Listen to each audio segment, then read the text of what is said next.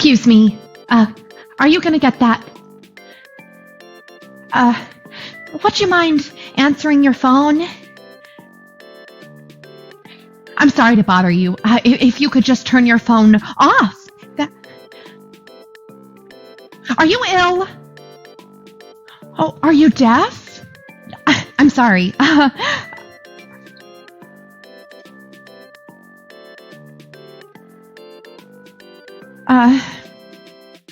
All right. Excuse me.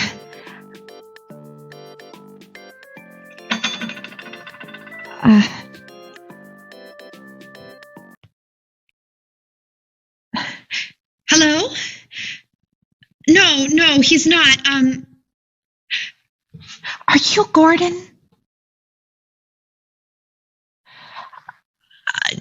I don't know. Can I take a message? Oh, hold on. I don't have anything to write with. Thank you. Okay, go ahead. And how late can he call you? Oh, I'm sorry. You sound upset. No, I'm not.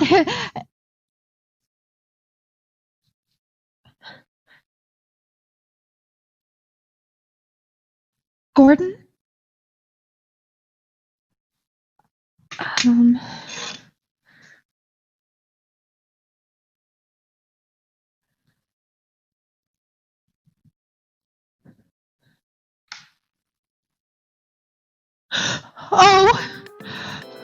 Oh.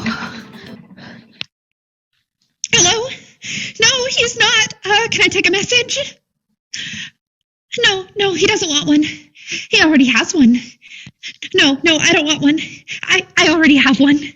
Thank you. Goodbye. Oh. Help! Oh. Yes, hello? I think that there is a dead man sitting next to me. I don't know how he died. I'm at a cafe. Oh, I don't know. Hold on. It's on the corner of Green and Goathy. Should I stay with him?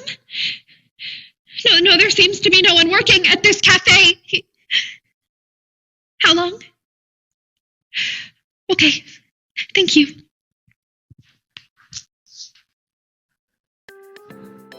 Oh. Hello? No, can I take a message? Okay, does he have your number? Oh.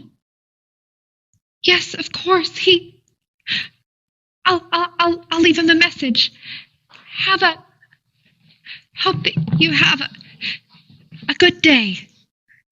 Goodbye.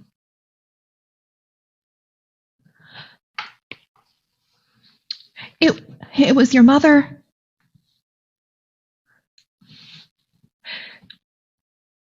Do you want me to keep talking until they get here? Gordon, I'm Jean. You don't know me, but everything is going to be all right. Well, actually, don't worry. Are you still inside there?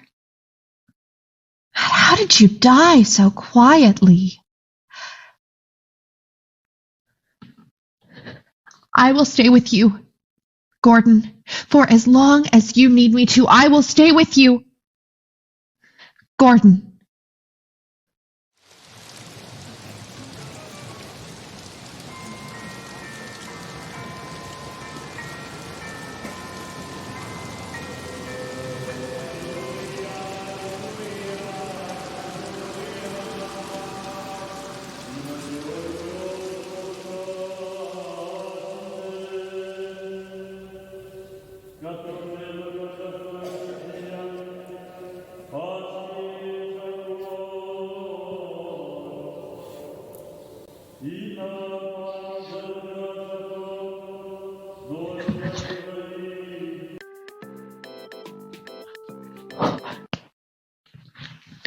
Hello? No, he's not. Oh, you do? Well, then why are you... Yes, okay, I'll meet you. What will you be wearing? Really? That's strange. I'll be wearing a blue raincoat, too. Okay, I'll see you then. Okay, goodbye.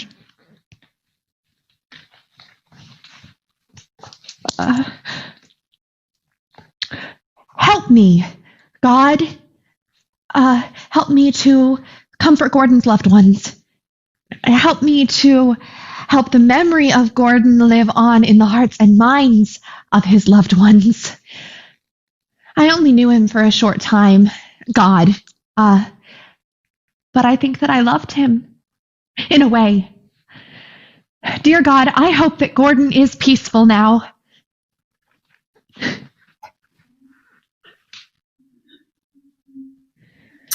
I'm not sure what to say. There is, thank God, a vaulted ceiling here. I am relieved to find that there is stained glass and the sensation of height. Even though I am not a religious woman, I am glad that there are still churches. Thank God there are still people who build churches for the rest of us so that when someone dies or gets married, the rest of us have a place too. I could not put all this in a low-ceilinged room. No, it requires height. Could someone please turn their fucking cell phone off? There are only 1 or 2 sacred places left in the world today where there is no ringing. The theater, the church, and the toilet. But some people actually answer their cell phones on the shitter these days. Some people really do so. How many of you do? Raise your hand if you've answered your cell phone while quietly urinating. Yes, I thought so. Oof, my God. Oh, where was I? Oh, a reading from Charles Dickens's Tale of Two Cities. A wonderful fact to reflect upon, that every human creature is constituted to be that profound secret and mystery to every other. No more can I turn the leaves of this dear book than the book should shut forever when I had read but a page. My friend is dead. My neighbor is dead. My love, the darling of my soul. Oh, well.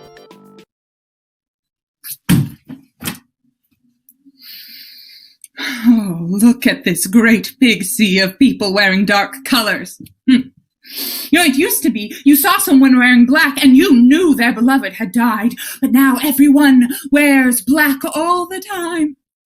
We're in a state of perpetual mourning, but for what? Oh, where was I? Gordon.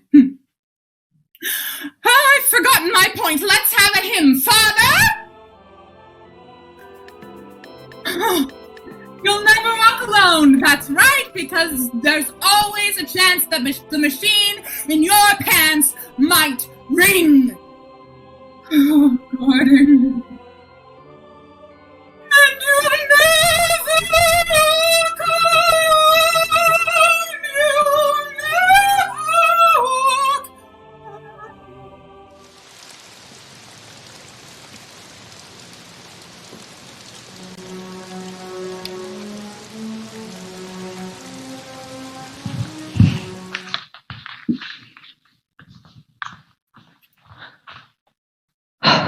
Hello. Hello. Thank you for meeting me. Oh, not at all. We like the same clothes. Yes. I suppose that's not surprising, given the circumstances. I don't know what you mean. You don't have to pretend. Oh, I know. Gordon had good taste. You're pretty. Oh, no, I'm not. Don't be modest. I like it when a woman knows she's beautiful. Women nowadays, they don't know how to walk into a room. A beautiful woman should walk into a room thinking, I am beautiful and I know how to walk in these shoes. There's so little glamour in the world these days. It makes daily life such a bore. Women are responsible for enlivening dull places like train stations. There's hardly any pleasure in waiting for a train anymore. The women just walk in. Horrible shoes, no confidence, bad posture. A woman should be able to take out her compact and put lipstick on her lips with absolute confidence. No apology. I've always been embarrassed to put lipstick on in public. That's crap. Here, you have beautiful lips. No, that's... I don't have a cold. It's not the germs. It's... Put it on. Oh. Take your time. Enjoy yourself. Oh.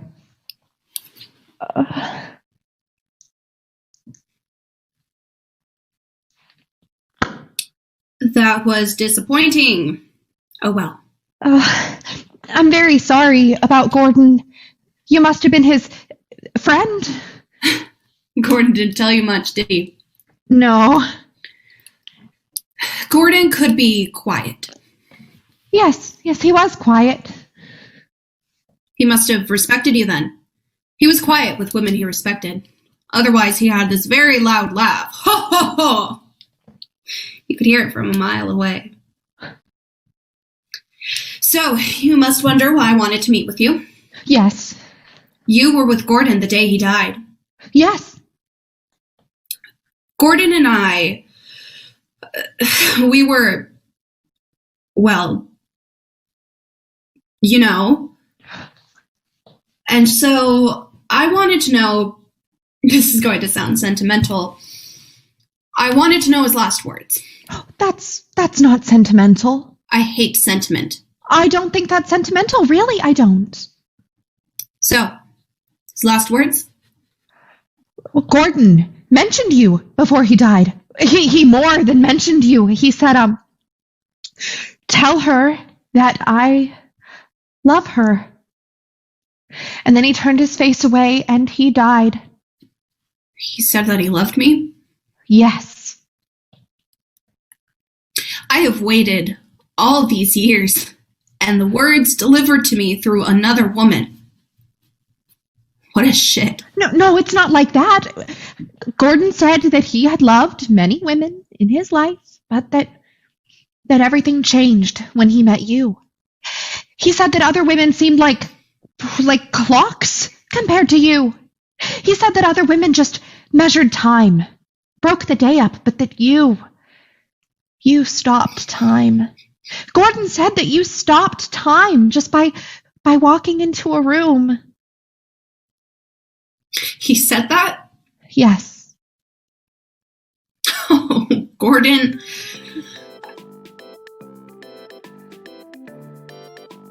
Are you going to get that? Yes. Hello, this is Jean.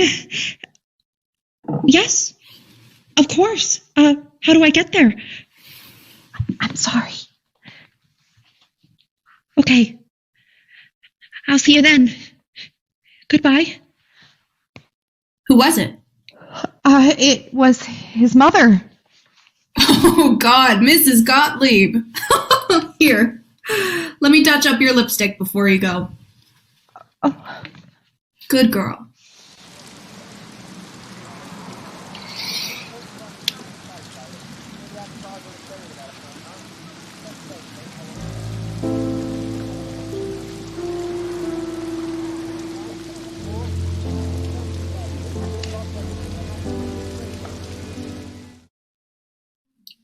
I don't know why I didn't see you at the funeral. I was in the back. Would you say you tend to blend in with the crowd? Oh, I don't know. You might wear brighter clothing or a little mascara. It was a funeral, so I wore black. Fine. That's besides the point. Gordon left his telephone to you. Yes, he left it to me. Why? He wanted me to have it. Why did you call him after the funeral? I call him every day. I keep forgetting that he's dead. I do a little errand, take out my cell phone, and call Gordon while I'm stopped in traffic. It's habit. I'm very sorry. It must be awful to lose a child. It is. When someone older than you dies, it gets better every day, but when someone younger than you dies, it gets worse every day. Like grieving in reverse. I am so sorry. I see it as my job to mourn him until the day I die. Oh. Yes. Please, sit down.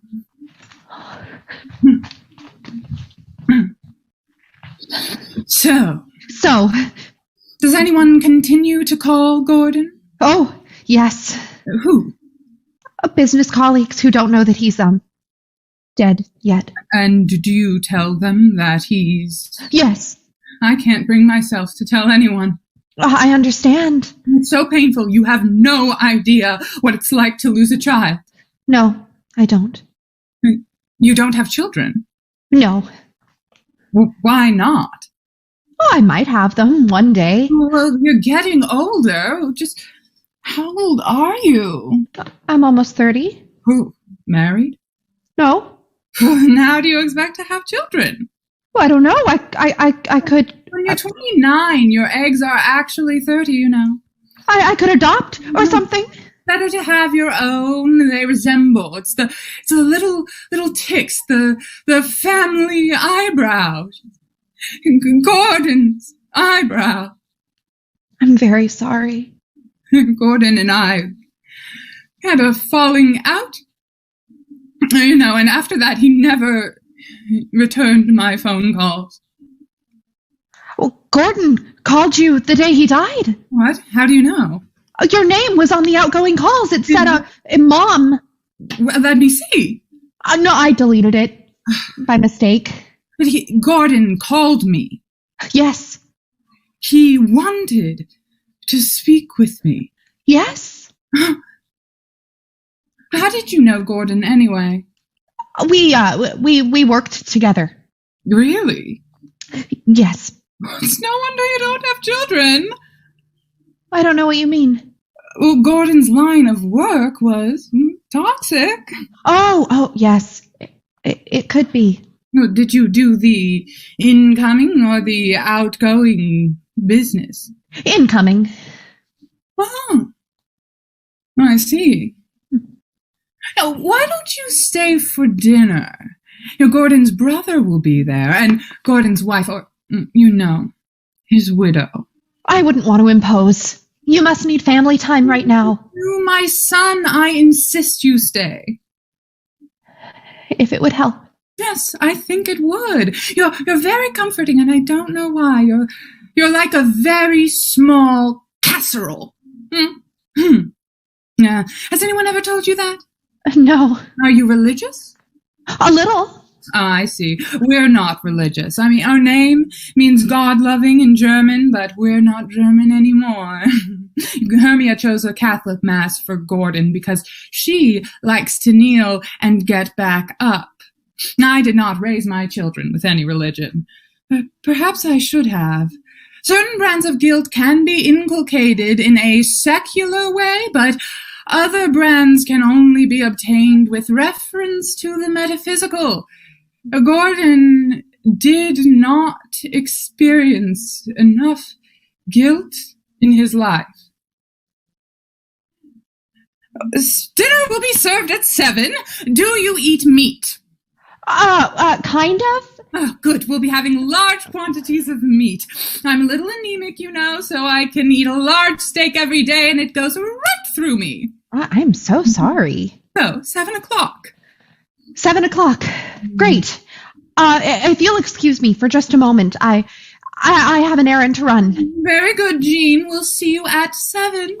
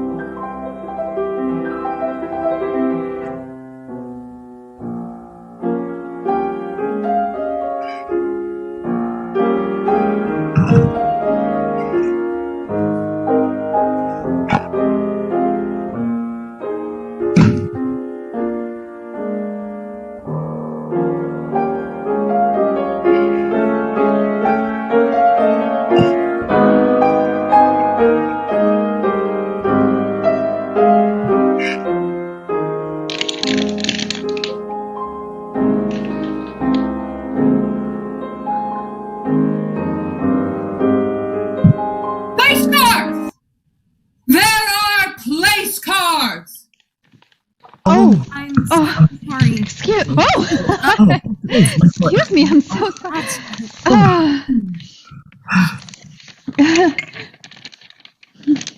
Gordon used to sit there. That's right. He did. Oh, I can move. No. Time to move on. No time like the present.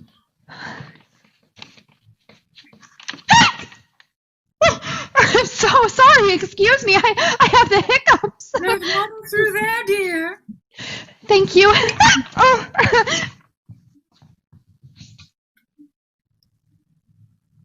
A strange duck. Oh, yes, but she knew Gordon. Just try to be welcoming, Hermia. How'd she know Gordon? Work. Real? Oh. Oh. Really? Outgoing? Incoming, or so she says. No. Oh. Wow. Oh, excuse me. I'm sorry. My hiccups are so loud. Yes, they are, aren't they? Just remarkably loud hiccups for such a small woman. Mother!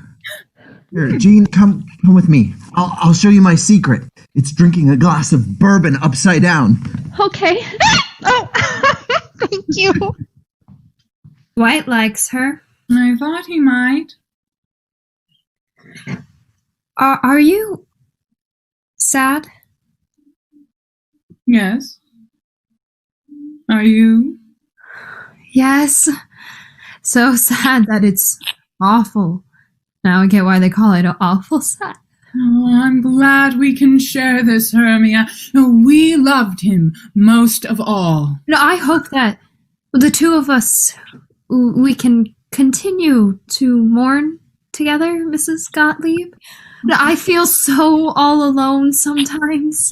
Please call me Harriet. Harriet. I never could get used to the idea of Gordon having a life, but now that he's dead, you're going to be a great comfort to me, Hermia. That's better. Dwight got rid of my hiccups. Oh, you're amazing, Dwight. You have so many hidden talents. Always have. Remember when Dwight was little and he could grow stiff as a board and his friends would pretend that he was a plank or a dead insect and they would lift him up and carry him around the room at my lunch parties and oh, how we would laugh. Well, I guess there's no one here to remember that. Well, let's eat. Ribeye steak. Do you like ribeye, Jean? Nothing better in the world, I tell you. Oh, ribbons of flesh, ribbons of fat, all in one bite. Oh, Dwight, why don't you carve? No, I'm, Talking, Mother. Oh, I have some gifts for all of you. From Gordon. You do? Yes, in his last moments at the cafe, he wanted me to bring each of you something. He was thinking of all of you. This salt is for you, Hermia, because he said you were the salt of the earth. Thank you. This cup is for you, Dwight, because Gordon said you were like a cup, because you could hold things, beautiful things, and they don't pour out. Gordon said that? Yes. Wow. And this is for you, Harriet, for your cooking. What did he mean by that?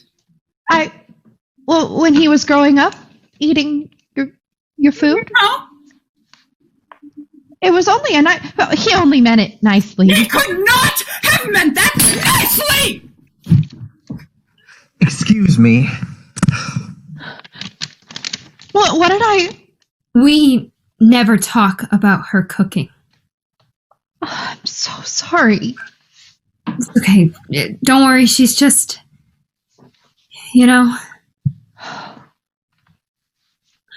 I love the salt. Did he use any of it on his food?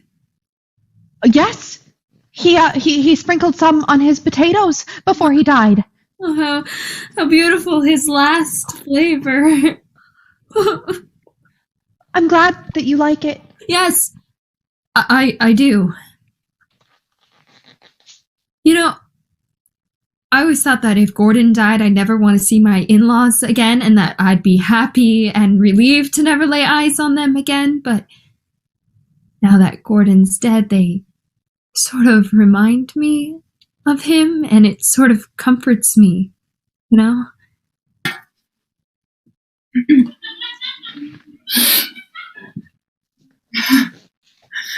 I'm going to have to ask you to leave. We haven't even cut the meat yet, Mother. Jean hasn't eaten. All right, Dwight. You seem to know what's best for the household. Why don't you take over now that Gordon's dead? I know that's what you've always wanted. I'm going to lie down upstairs. Hermia, why don't you come with me? You can put a cold compress on my head. Dwight, make sure she eats something. I'm worried if she doesn't, she'll disappear into the ether. Poof!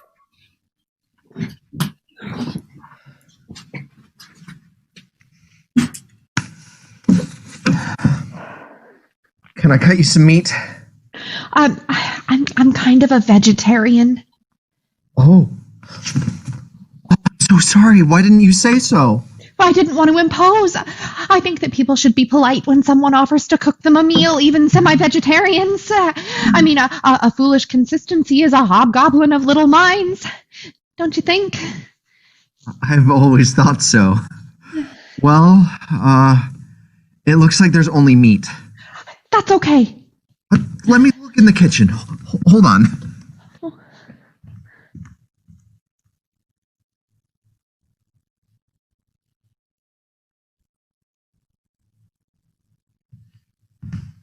How about some caramel popcorn? Okay.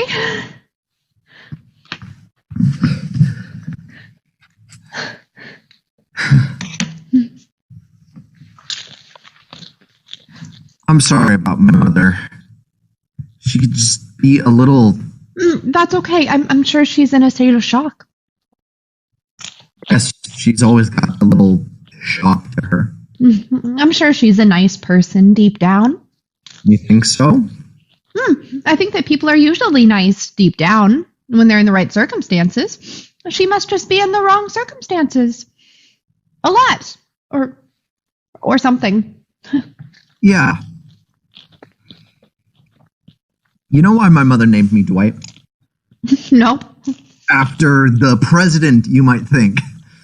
Oh, right. Dwight. But it's not. It's because she felt sorry for the name. She felt sorry for the name Dwight. She thought it was ignored, pushed aside, so she named me it. Can you imagine how that would affect a child? Did you feel pushed aside? Oh, Gordon was the mover and shaker. I always sat back a little. Oh, what did Gordon do exactly? You mean you don't know? I The people at incoming didn't know? was low on the totem pole. You still working there? No, after Gordon died, I wrote my letter of resignation. That's good. There's not much to the outfit without Gordon at the helm. No, he was a good boss. So, what are you going to do now for a job? Probably go back to my old job, I guess. What's that? I work at the Holocaust Museum in the office. It's a sad job. Yes, it is a sad job. But it's good, to remember. I could see that. To remember. You like to remember stuff, don't you? Yeah? Why? I can tell you're a little sentimental. It's nice. You don't see that very much anymore. No one wants to remember anything.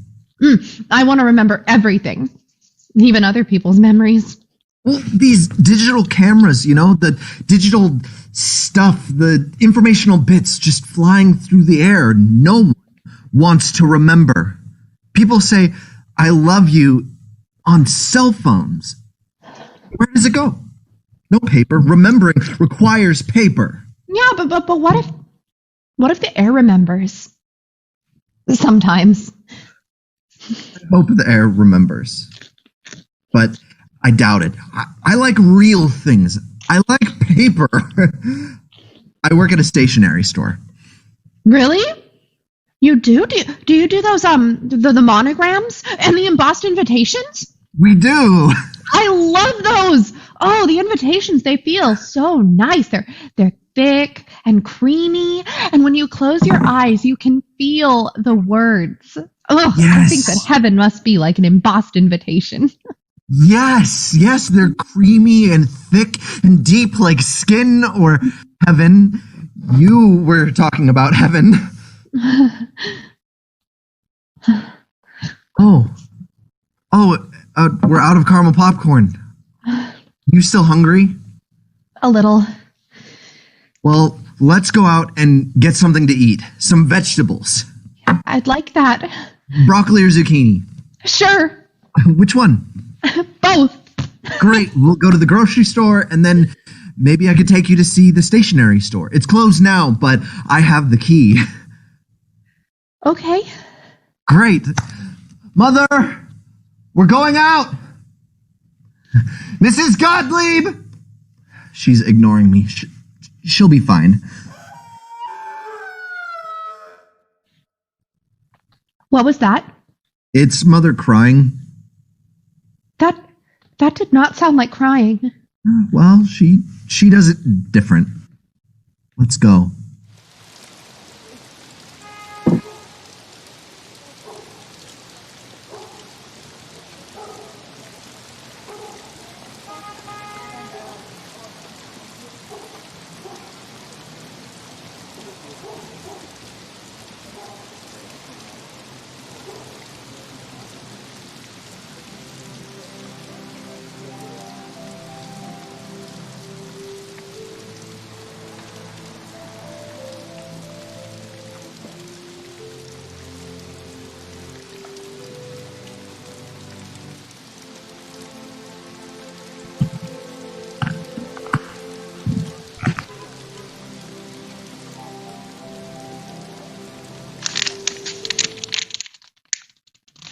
Feel this one. It's like a leaf.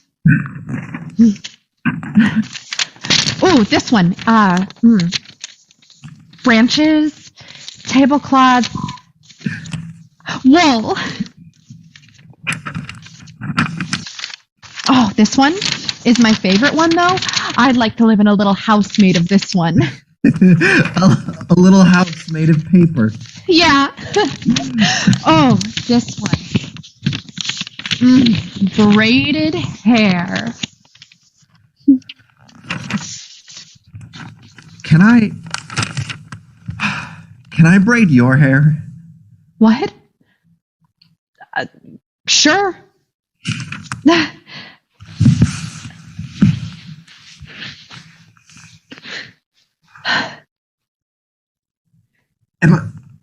Am I pulling too hard?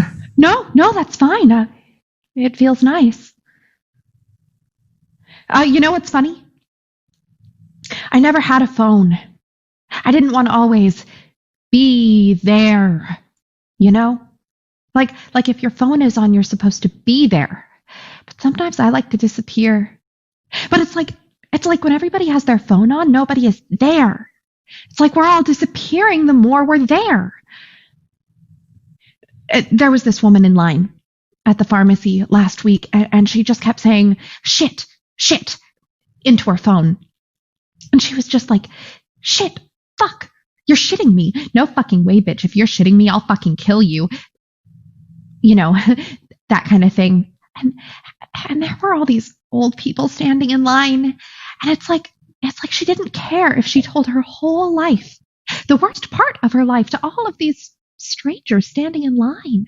And it's like the people standing in line at pharmacies are strangers by definition. And I thought that was sad. But then when Gordon's phone rang and rang after he died, I thought it was beautiful. Like it was the only thing keeping him alive. Like as long as people continued to call Gordon, he would be alive. That sounds a little, I know, but all those molecules in the air trying to talk to Gordon. And Gordon, he's in the air too. So maybe they would all meet up there somewhere, you know, bouncing around all those bits of information and voices. I wonder how long it will take before no one calls him again. And then he'll be truly gone. I wonder too. I will leave his phone on. For as long as I live, I'll keep recharging it. Just in case somebody calls. Maybe an old childhood friend. You never know. Did you love my brother? I didn't know him well enough to love him. It just kind of seems like you do. Oh, were you two very close? Oh, we had our moments. Gordon wasn't always easy. Tell me a story about him. One time Gordon made up this character named Mr. Big X, and he said, I'll take you to meet Mr. Big X. And I was so excited to meet Mr. Big X, but in order to meet him, Gordon wrapped me in a blanket and pushed me downstairs. Do you have any nice stories about Gordon? Yeah, they're just a lot harder to remember, you know? No imprints. Like, one time we had dinner and Gordon was nice to me. I don't know, and what kind of a story is that?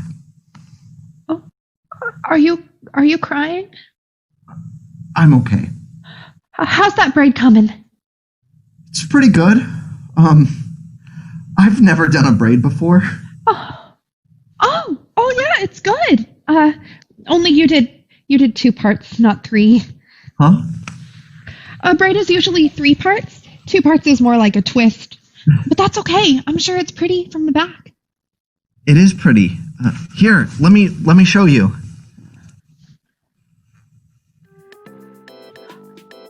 Oh. Don't answer that. Oh, but it could be. It'll take a message, okay? But I can't get to Gordon's messages. Their number will be saved on the incoming calls list. Okay.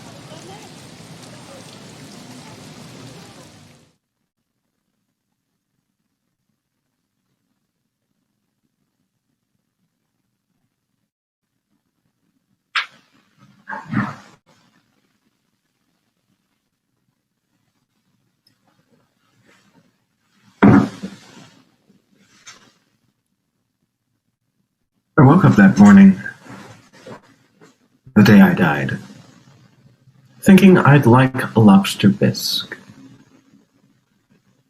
I showered. I had breakfast.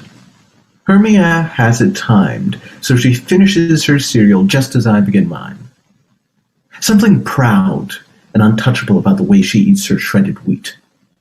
A rebuke in the rhythm of her chewing, the curve of her back as she finishes her last bite, standing, washing out the bowl. Who cleans the bowl while they're chewing the last bite? She washes the bowl like this, getting rid of all the unchewed bits. No respect for the discarded. I ran to the subway in the rain. I didn't say goodbye. I didn't have an umbrella. I thought about going back for an umbrella. Maybe giving Hermia a good old-fashioned kiss on the cheek that would soften her face. But I remembered the curve of her implacable back, and I forged ahead in the rain, umbrella-less. You know when people are so crushed together in the rain, in a city, so many people that no one person needs an umbrella, because one umbrella covers 3 bodies. And everyone's yelling into their phones, and I'm thinking, where have all the phone booths gone? The phone booths are all dead. People are yammering into their phones, and I hear fragments of lost love and hepatitis, and I'm thinking, is there no privacy? Is there no dignity? I get on the subway. A tomb for people's eyes. I believe that when people are in transit, their souls are not in their bodies. It takes a couple of minutes to catch up. Walking, horseback. That is the speed at which the soul can stay in the body during travel. So airports and subway stations are very similar to hell. People are vulnerable, disembodied. They're looking around for their souls while they get a shoe shine. That's when you bomb them in transit. But I didn't know that then. So I was on the subway, buried in some advertisement for a dermatology office, thinking about the sale of a cornea. The way I'm talking now, this is hindsight. My mind went dermatology, cornea, rain, umbrella, Hermes a bitch, lobster bisque. I wouldn't really say I sell organs for a living. I connect people. See, a man in Iran needs money real bad, but he doesn't need his own kidney. A woman in Sydney needs new kidney, but she doesn't need her own cash. I put these two together. You're a sick person. You want to deal with red tape? You want to be put on hold, listen to bad music on the phone for 7 years while you wait for your organs to dry out? Is that love? No. Is that compassion? No. I make people feel good about their new organs. I call it compassionate obfuscation. They're parts enough to make everyone whole. It's just that the right parts are not yet in the right bodies. We need the right man to redistribute. One umbrella covers 3 bodies. Truth for its own sake, I never understood the concept. Morality can be measured by results. How good do you make people feel? You make them feel good, then you're a good man. You make people live longer. Great. Is it my job to stop executions in China? I don't have that power. What I can do, however, is make sure those miserable fucks who die for no good reason have a reason. I make sure their organs go to someone who needs them. There is a surgeon I knew who did organ extractions in China, a highly trained surgeon. Couldn't stand it after a while. Political prisoners, not even dead yet, made him sick. Now he's a sushi chef in New Jersey. I showed up one day at his counter. I ate his amachi. Excellent. I don't dip my sashimi in soy sauce. Sushi is for adults. You want to really taste it? Taste it. Don't drown it in soy sauce. That's for children. I enjoyed my food in silence. I thanked him in Chinese. He looked a little startled. People assume he's Japanese. I said to him in Mandarin, "You don't want people to know about your old line of work. Neither do I." Left it at that. Ate my sushi. You can tell with tuna whether they slice it from the belly or from the tail end. He always gave me the belly. It's the good part. But on that day, the day I died, I didn't want something that reminded me of body parts. I woke up in the morning wanting a lobster bisque, so I'd get off the subway, go to the cafe, the place I always go. A familiar guy behind the counter, a giant with really huge knuckles. I said, "I'll have the lobster bisque." He said, "Sorry, we're out." As though it were a casual, everyday thing to be out of lobster bisque on the day I was going to die. As though I could come back the following week, as though it were a friendly, careless matter. "Sorry, we're out." So I said, "Did you have any 10 minutes ago?" And the giant said, "Yes." I said, "Is there anyone in the restaurant currently eating a lobster bisque?" And the giant said, "Well, yes." "Who?" And he pointed to a woman in the corner, a palish woman, sort of nondescript. So I say, "I will purchase her bowl of soup." "What?" he says. I take out my wallet, pull out 100. Then I see it. She's tilting the bowl to the side to scrape out the last bite. I watch it go into her little mouth, slow motion. Son of a bitch! I say, "I'll have lentil." I'm used to getting what I want, but today is not my day. So I have the lentil. Lentil soup is never that great. It's only ever serviceable. It doesn't really make your mouth water, does it? Lentil soup. Something watery, something brown, and hot carrots, like death. Serviceable. Not as bad as you think it's going to be. Not as good either. Suddenly I feel my heart compressing like a terrible bird in my chest, and I think I'm finally getting punished. Someone's going to sell my organs to someone in Russia. Then I think, use your phone. Call your wife. Tell her to give you a decent burial, organs intact. But the wife's not supposed to know you sell organs for a living. So just call the wife and say goodbye. But no. She doesn't love you enough to have the right tone of voice on your deathbed, the kind of voice you'd like to hear. Indescribably tender. A deathbed voice. No longer holding it in. The things people hold back from each other. Whole lives. Most people give in at the last moment, but not Hermia. No, she'll be sealed up. She'll keep a little bit extra for herself. That last nugget of pride. She'll reserve it for a tin can spine, so she'll have an extra half-inch of height. That thing, that wedge, that cold wedge between. I'll call her. No, a disappointment. So call your mistress or mother. No, mother would say, "What a way to die, Gordon." In a cafe. No, not mother. Dwight, a man doesn't call his brother on his deathbed. He wants a woman's voice, but the heart keeps heaving itself up out of my chest into my mouth. And I think that bitch over there ate the last lobster bisque. This is all her fault. And I look over at her.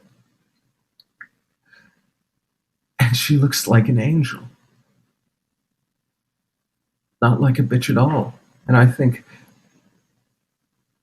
good. I'm glad she had the last bite. I'm glad. then I die.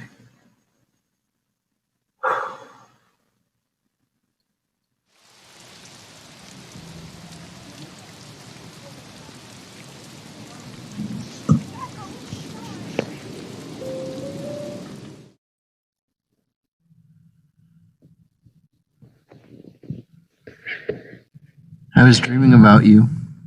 And a letterpress. I dreamed you were the letter Z. Why Z? 2 lines, us, connected by a diagonal. Z. Oh, Dwight. If ever parted and can't recognize each other because of death or some other calamity, just say the letter Z to me. It'll be our password. Z. Jean, let's never be parted. I don't need more than 12 hours to know you. Do you, Jean? Tell me you don't. We exchanged little bits of our souls. I have a little bit of yours, and you have a little bit of mine. Like a torn jacket. You gave me one of your buttons, Jean. I love you.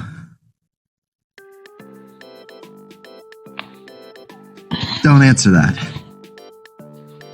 It'll only take a second. Hello? Are you sitting down?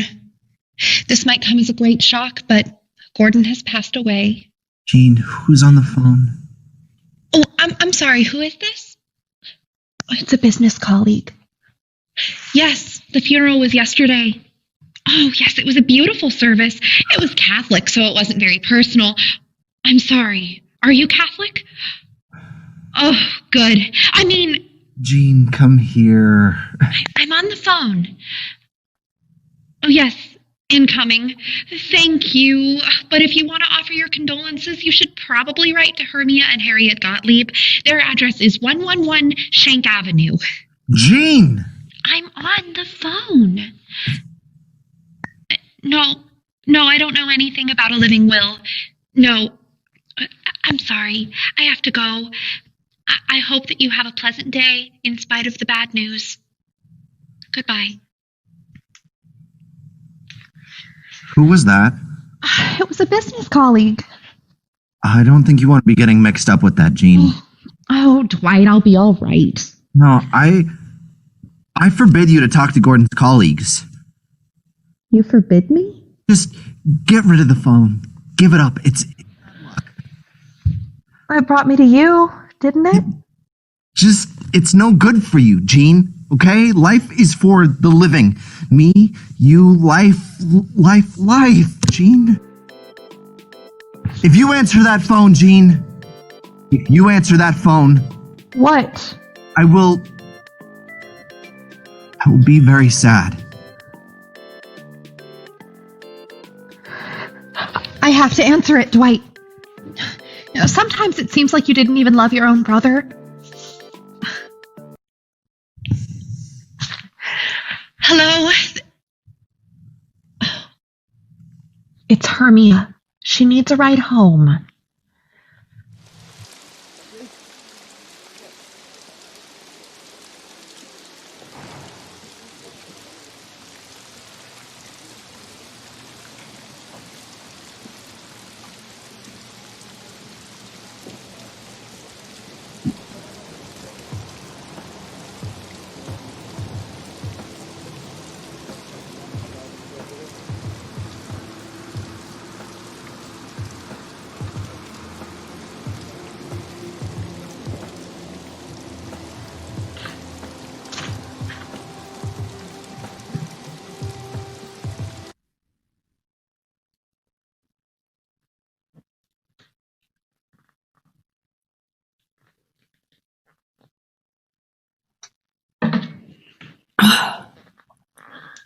Give me another!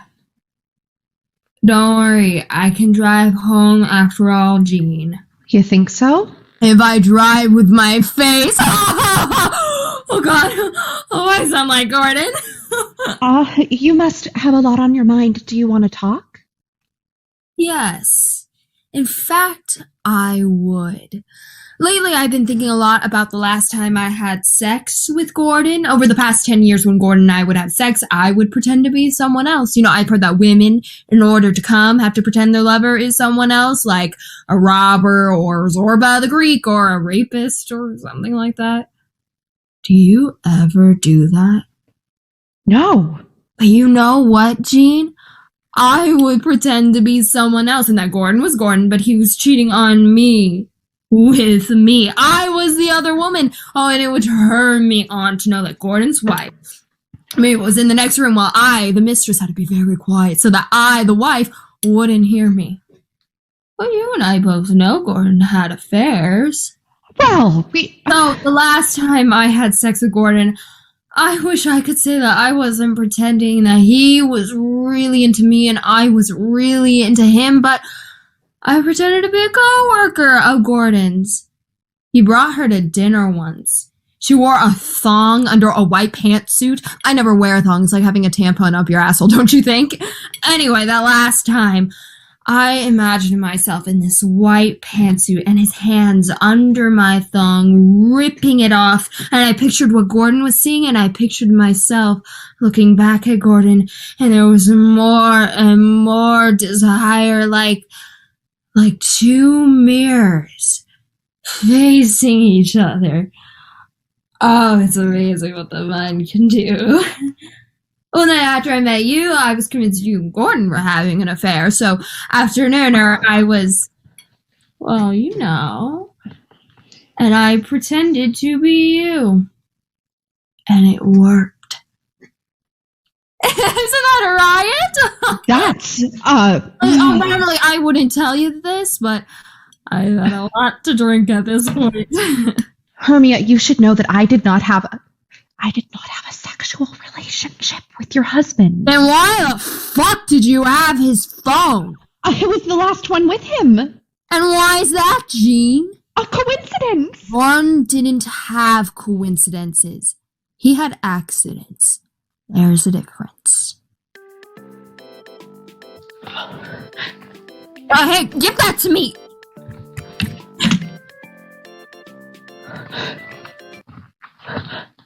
Oops!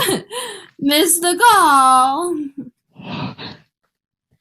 Is this picture of the Pope still on it from a business trip to Rome? All those mobs in front of the Vatican waving their cell phones around, trying to steal an image of the Pope's dead face, and Gordon among the gun. I can still hear him laughing. I've got the Pope in my pocket. There it is. Dead Pope. Oh, I feel sick. Oh, I'm gonna bury it. Like the Egyptians. No! Yes, in the ground with Gordon! You know, there was a Belgian man very recently in the news whose undertakers forgot to remove the cell phone from the coffin, and it rang during the funeral. Just went on ringing, and the family is suing for negligence. For negligence. You have to bury it. See, to bury it very deep so you cannot hear the sound.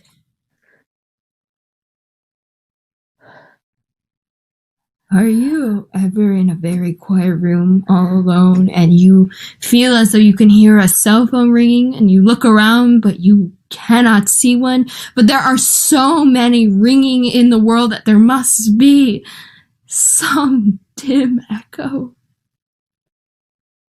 Nothing is really silent anymore. And after a death, in almost silence, you have to bury it very deep. I'm sorry, Hermia, but I can't let you do that. Gordon wanted me to have his phone.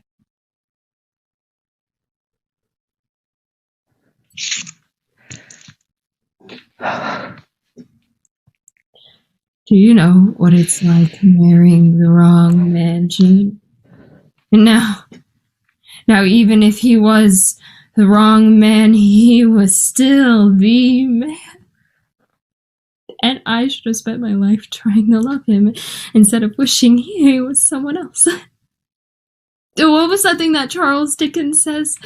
that we drive in our separate carriages, never to truly know each other, and then the book shuts, and then we die? Or something like that? I don't know what Charles Dickens said. Oh, well, what good are you, Jean? You don't even know your ass from your tickets! Two separate carriages, and then we die! Hermia! There's something that you should know. Gordon wrote you a letter before he died. There were all these different drafts written on napkins, all crumpled up. The waiter must have thrown them out after the ambulance came, but I read one of the drafts. What did it say? I forget exactly, but I can paraphrase. It said, Dear Hermia, I know that we haven't always connected every second of the day. Husbands and wives seldom do. The joy between husband and wife is elusive, but it is strong. It endures countless moments of silent betrayal. It navigates endless labyrinths of emotional retreats. I know that sometimes when we made love, you were somewhere else. I was too. But in those moments of climax, when the darkness descended and our fantasies dissolved into the air under the quickening heat of our desires, then we were in that room together, and that is all that matters. Love, Gordon. Gordon really knew that? Yes, I guess he did. How about that?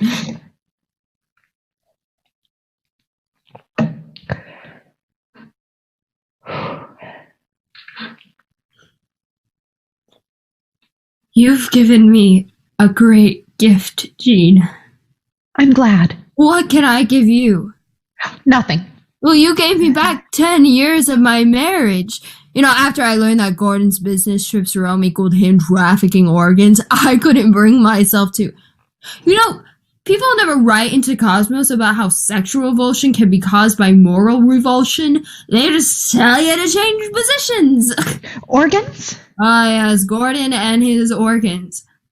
Oh, that's funny. Gordon rhymes with organs. How is it that I never noticed that? Gordon, organ. Organ, Gordon. The same letters too. O-R-G. Well, there's no D. And God in the middle. Oh, I feel sick. Okay, Gordon sold organs? I thought you were in incoming. I was. You didn't know what was in the packages? No, I guess I didn't. That's funny. Oh, well, sorry to ruin your illusions about Gordon. You know, I was never supposed to know. I told my friends he was in waste management. Well, I remember one sad case. Gordon convinced a Brazilian man to give his kidneys to a woman in Israel. Gordon probably paid him $5,000 cash. Gordon probably made $100,000 in the transaction. He bought me a yellow diamond. I think they look like something that belongs in a candy machine, but they're very rare. So the man returned to Brazil, kidneyless. And then his money was stolen from him in an airport in Rio. Can you imagine? Oh, he wrote such sad letters to our house. He would draw little pictures of his lost kidneys. It looked like a broken heart. Oh.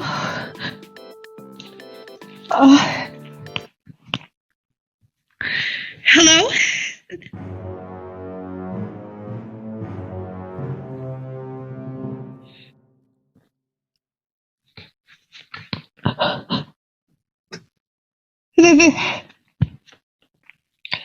They said that they have a kidney from Brazil. Go to South Africa. To the airport, I'll be wearing a blue headscarf and hung up. I have to go to South Africa. What? I'll make up for Gordon's mistakes. No, too late, Jean. The kidneys, the corneas, the skin, they're the rings on my fingers and the fixtures in our bathrooms. What's done is done. No, somebody is waiting for a kidney hernia. Tell Dwight I will call him from Johannesburg. What? No, Jean, do you even own a gun? Hey.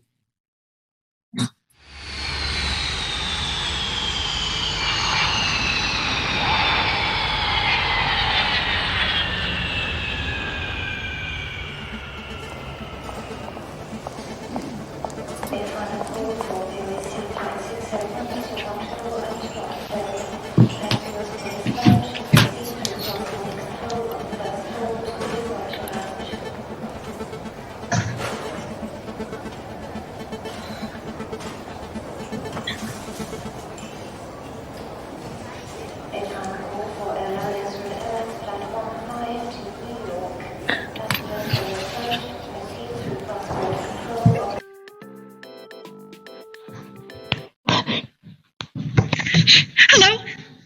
Hello? I'm right behind you. Don't look at me.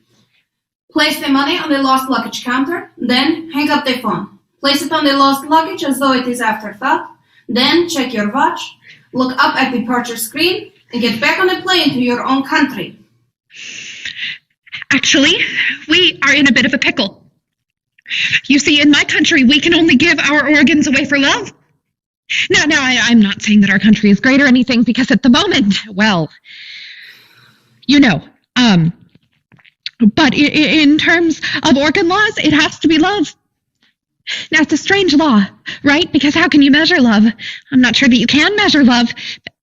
In any case, if you are willing to give your kidney away for love, then we are still in business.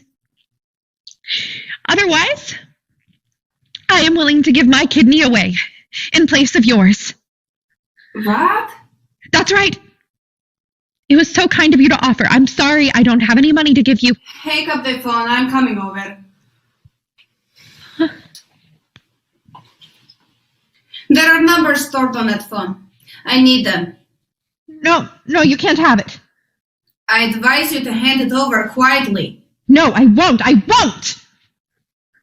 Hand over the phone or I will kill you. It's absurd. No, you can't have it. You know nothing of Gordon's work, do you? It's big business. You're in over your head. No. I'm afraid you're in over yours. Whoa!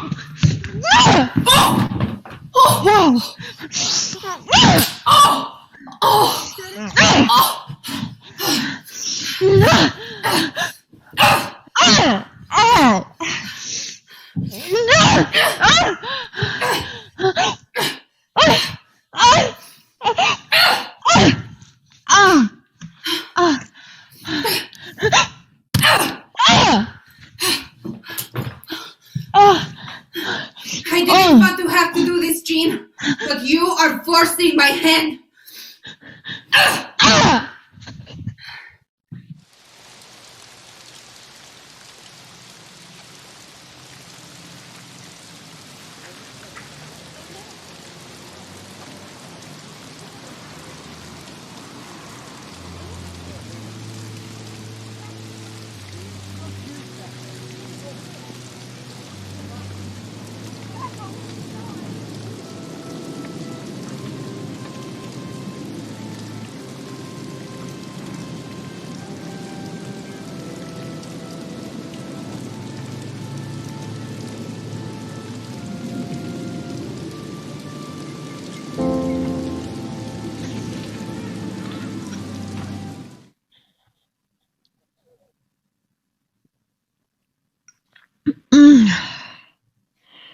Oh, do they have lobster bisque in heaven? We're not in heaven. We're in a hell reserved for people who sell organs on the black market and the people who love them. Gordon? That's right. When you die, you go straight to the person you most loved, right back to the very moment, the very place you decided to love them. There's a spiritual pipeline, you might call it. In life, we are often separated from what we love best, heirs of timing, of geography, but there are no heirs in the afterlife. You loved me most, Jean, so you came to me. What if the person you loved most didn't love you most? Don't try to work it out. It's too complex. Mathematical hoopla. If they need 3 of Jean the Beloved, why they'd make you into 3 Jeans? For the very few, it's a neat transaction, totally reciprocal. A loves B, B loves A. However, some mothers love their children best, their children love their father best, and the father loved the family dog. Some ended with gardens. Very best parents loved all their children equally, but that is rare. What about the people who loved God most? Don't know. Never met them. They go to a different laundromat. Laundromat? See, you only get one costume here, whatever you died in, so you go to the laundromat once a week. Only you have to wash your clothes naked. It's weird. Hundreds of naked people washing their socks. Who did you love most? I love myself best of all. There's a special holding pen for us, waiting to see if someone else will join us. Like you joined me, Jean. You're my good luck. No, but I'm not dead. You're lying. You lie all the livelong day. No, you lie all the livelong day. All those nice lies you made up for me. Now, why did you do that, Jean? I saw you die. I saw your face. I wanted for you to be good. Ah, Jean. Gordon. You and I, we're alike. We both told lies to help other people. You decided to help a dead man because only a dead person can be 100% good. When you're alive, the goodness rubs off of you if you so much as leave the house. Life is essentially a very large Brillo pad. But I digress. The point is, Jean, we're 2 peas in the proverbial pod. Incoming calls, outgoing organs, we're all just a bunch of floating receptacles waiting to be filled with meaning which you and I provide. No, It's we are talent, not. and I admire you. We are not alike.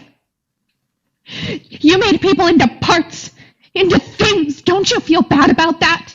I feel done with it. That's all. Money and organs and trade up here, it's all just roadkill of the mind.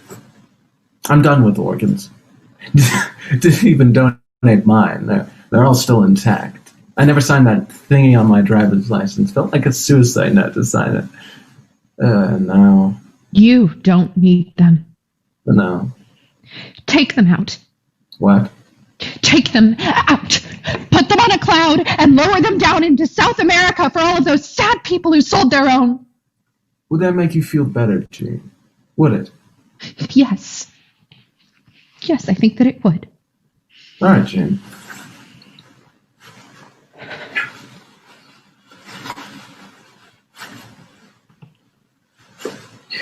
I can't get it out, Jean.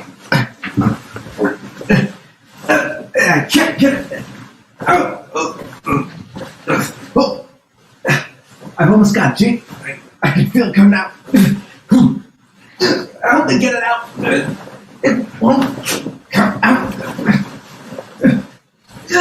The skin is so tough.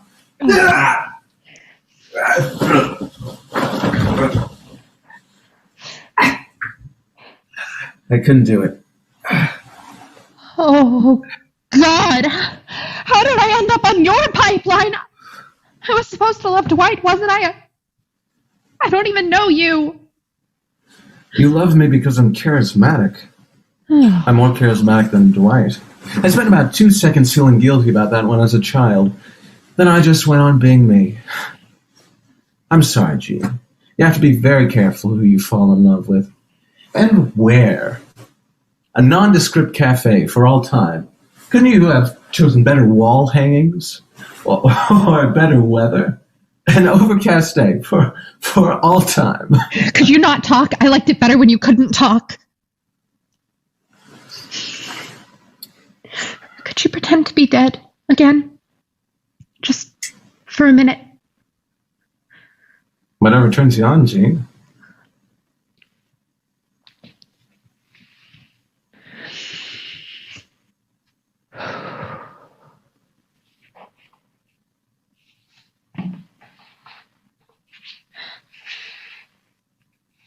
What were you looking at before you died? You. Me. Yes, you were eating the last bite of my soup. But I wanted you to have it. That's why my eyes look so nice. I was giving you my last bite. They say love goes right through the eyes. Bam. I saw you before I died. You didn't see me. You saw me after I died. I couldn't see you. We had star-crossed eyes. Now we can gaze and gaze for all time.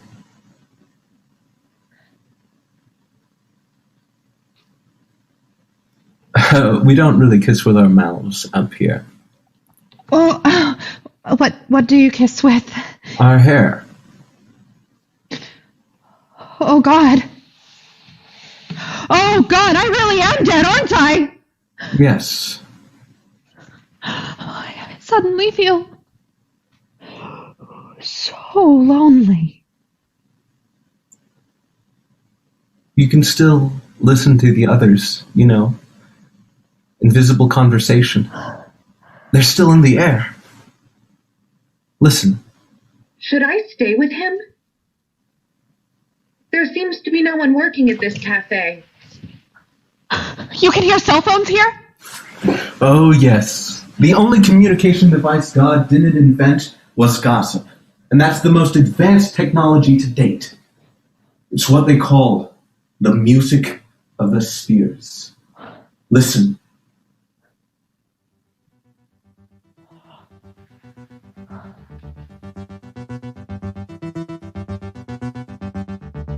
If you hear this, I just wanted to apologize and I just wanted to say sorry. She doesn't want this baggage pulling you down, right? Hey Meg, it's John again. En serio, no sé por qué te pusiste ese tatuaje tan feo. I heard she had a buffet at the wedding. I wouldn't do it. Yeah, everyone's doing great here. Yeah, we're all good for the most part, I think.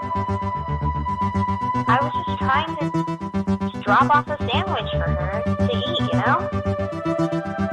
In a little bit, but I'm planning on visiting my mother Wednesday. yeah, I know this is very late, so I apologize for that. It's the one thing we always do together. If you're going to the store, could you pick up some milk? Yeah, okay, yeah, I'll think about that. Give me a call back. I have some news for you, so. With this relationship, wanting it to move further, but I don't want to make that move. Whenever you get a second, please, call me back. That's it. Thanks. Bye. Bye. Bye. Of course he has my phone number. He's my son. I'm his mother. Who is this? Gordon?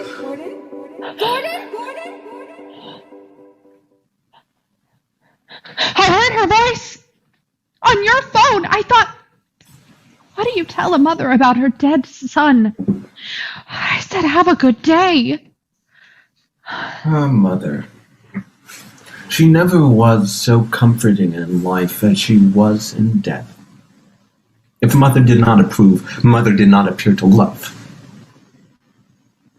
Funny. I never knew whether or not my own mother loved me. Oh, your mother loved you. Oh, your mother is beside herself with grief. No lies, Jean. No lies. Not that you deserve it, but your mother said that she sees it as her duty to mourn you until the day she dies. She did. Yes.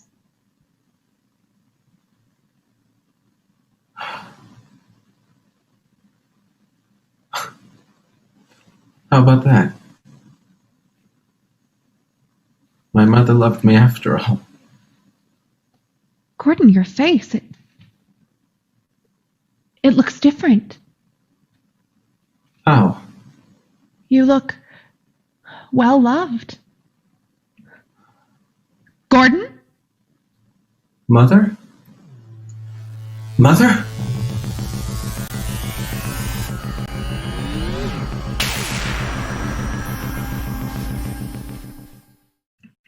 Gordon! Gordon! Oh, God. It's suddenly so quiet. Oh, I'll just call Dwight. Okay, turn on. Turn on. Stupid phone. Oh. I'll just pretend it's working. Okay. Hello, Dwight? If you get this message, I am alone on my own planet. And I might be for the rest of time because I didn't say that I love you in the dark in the storage closet because I was afraid. And then the phone rang. And when something rings, you have to answer it, don't you? Stupid phone!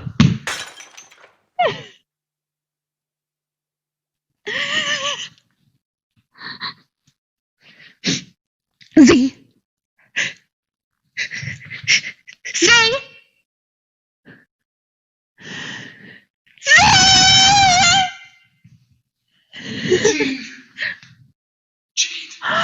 Oh, Dwight! Oh, Gene. You have no idea what I've been through. Oh, Gene, you should have never gone off with those bad people. I forbidden it. You were right, Dwight. Dwight, you were right. I called you from my planet. It was so cold. And the air, it remembers. It all stays like an Irish whistle. They hear us. Did you hear me, Dwight? Z. Oh, Gene. Can we go home? Do I have my kidneys? Does knowing somebody help you to love them, or does it all just happen in 1 millisecond? I let your brother go. No phone. Oh, Dwight, call me, darling. Oh, Gene. Oh, darling.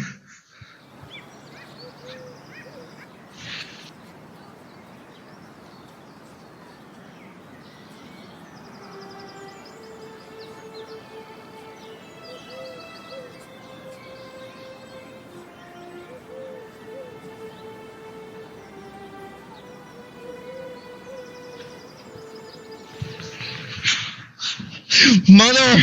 Gene passed out in Johannesburg. Hello. Who are you? Put down your weapon! Oh, Dwight. A lot has happened since you've been here, Jean. Dwight has been using his letterpress to publish books of subversive political theory and poetry. Haven't you, Dwight? He's on all the government watch lists. But I've only been gone a day. Oh, no, Jean, you've been gone months. No, that's not possible. Yes. And Gordon's mistress, Carlotta, she's taken over his business. Yes, she got a hold of his old business contacts somehow, and away she went. It was her. Gordon left her nothing, you see, in the will, and she'd been with him 12 years. Gordon should have been more generous. And Hermia, Hermia's had an offer to return to the stage. The stage? The Ice Follies. Hermia used to be a world-class dramatic skater, but Gordon thought it was undignified for his wife to skate on the ice wearing loud eye makeup, so she left the Follies for him. Let that be a lesson to you, Jean. Oh, never leave off Follies for a man. Now the Follies have her back. And she's on tour, Denmark, then San Jose. And I, for one, am happy for her. Now, everyone's moved on. Everyone except me. You know, he was my only son. That is, he was my first son, and the first can sometimes feel like the only, but you must know that from your own sexual experiences. Or are you a virgin? Mother! What can I do for you, Jean? A cold compress, a quiche. I think I'd like a steak, actually. Steak? But I thought you didn't eat meat. I'm starving. Carmen! Put a steak on the fire! Rare. Yes. Rare! You know, I've tried to call Gordon, but his voice is no longer on the outgoing message. I call his old phone number and no voice. And somehow now I feel he's truly dead.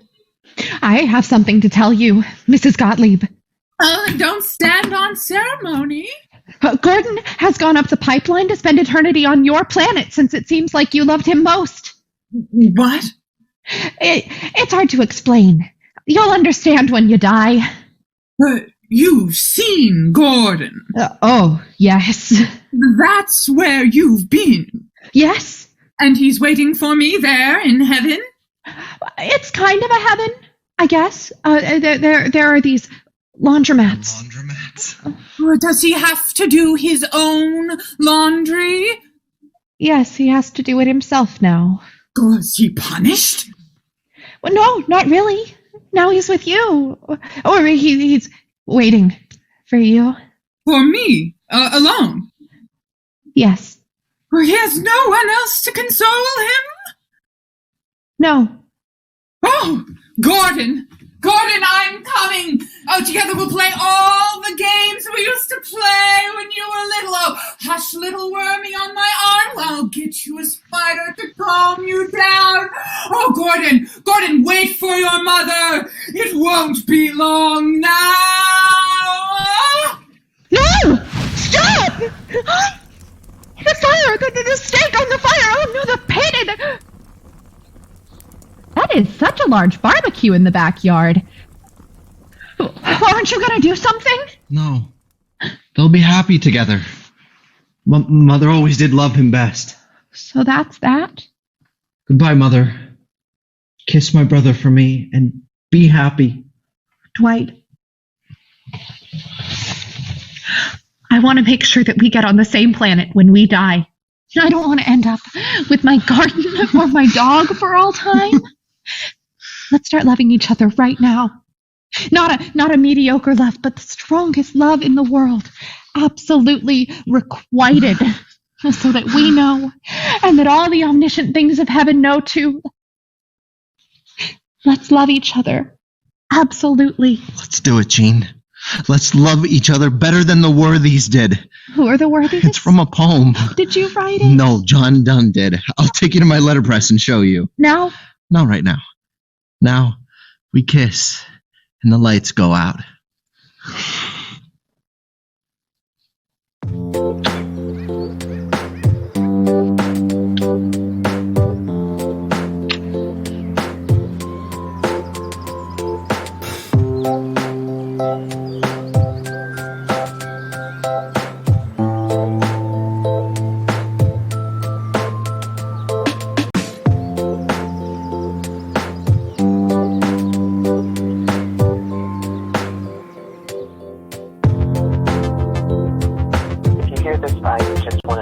Apologize, and I just wanted to say sorry. She doesn't want this baggage pulling you down, right? Hey, Meg. It's John again. ¿En serio? No sé por qué te pusiste ese tatuaje tan feo. I heard she had to say at her wedding. I wouldn't do it. Yeah, everyone's doing great here. Yeah, we're all good for the most part. I was just trying to drop off a sandwich for her to eat, you know? In a little bit, but, I'm planning on visiting my mother Wednesday. Yeah, I know this is very late, so I apologize for that. It's the one thing we always do together. If you're going to the store, could you pick up some milk? Yeah, I'll think about that. Give me a call back. I have some news for you, so. With this relationship, wanting it to move further, but I don't want to make that move. Whatever you guys say, please, call me back.